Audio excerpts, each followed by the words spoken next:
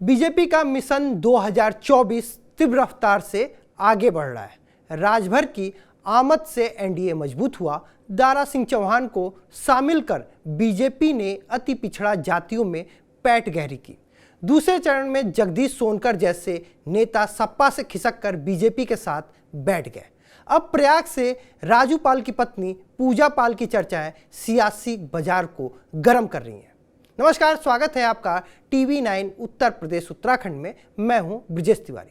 हल्ला सपा के बड़े नेता इंद्रजीत सरोज को लेकर भी मच रहा है।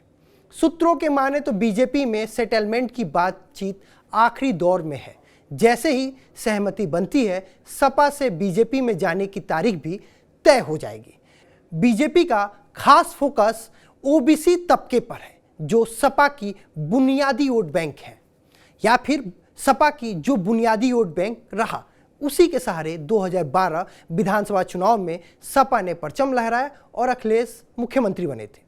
ओबीसी में शामिल सभी जातियों के नेताओं को अपने साथ जोड़कर बीजेपी इस तबके को अपने साथ मजबूती से जोड़ना चाहती है।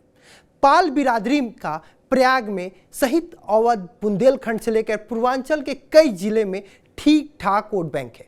पूजा पाल को अपने साथ जोड़कर बीजेपी पाल तबके में सेंध लगाने की तैयारी कर रही है। राजू पाल हत्याकांड, फिर उसके गवाह उमेश पाल हत्याकांड आरोपी अतीक अहमद एंड कंपनी पर कार्रवाई करके योगी सरकार ने बड़ा संदेश दिया है। ऐसे में पाल बिरादरी में सरकार को लेकर भरोसा में इजाफा हुआ है। इसी भरोसे को आगे ले जाकर वोट बैंक में तब्दील करके बीजेपी पूजा पाल को साथ जोड़ने की योजना बना रही है।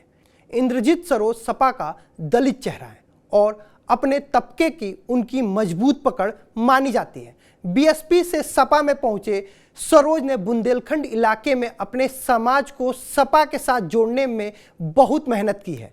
सो बीजेपी की नज़र इंद्रजीत सरोज पर भी है। सरोज अगर बीजेपी में आ जाते हैं तो बुंदेलखंड इलाके में दलित तबके के सहयोग से जीत की राह पक्की की जा सकती है। हालांकि जब हमने इन दोनों नेताओं से बात की तो उन्होंने इसे सिरे से खारिज कर दिया। लेकिन सियासत में वो होता कहाँ है जो कहा जाता है, बल्कि होता वो है जो कहा नहीं जाता है। ऐसे में अगर ये दोनों चेहरे सपा से छिड़कते हैं तो सपा के लिए खतरे की घंटी होगी। उत्तर प्रदेश उत्तराखंड की खबरों के लिए देखते रहिए टीवी 9 उत्तर प्रदेश उत्तराखंड।